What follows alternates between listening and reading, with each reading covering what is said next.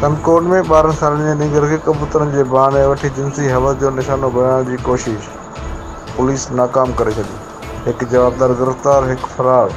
Report दाख़िल। Kandhkot A section थाणे जी हद city park भरिसां 12 सालनि जी नीगर सोहेल मीराणी खे ॿिनि जवाबदार समीला सुहिराणी ऐं ॿिनि कबूतरनि जे बहाने वठी सिटी पार्क भरिसां हिकु वीरानी जॻह ते खंजर ॾिसाए ज़्यादती करण जी कोशिश कई, जंहिं संदसि चाचे पुलिस खे बरवक़्तु इतलाह ॾिनो।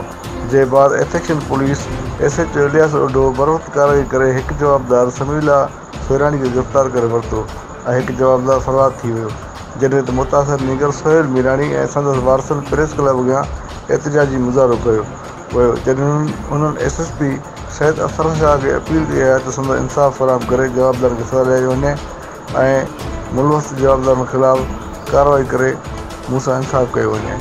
नज़ीर मीराणी, सोच न्यूज़, वेब TV, कंदकोट।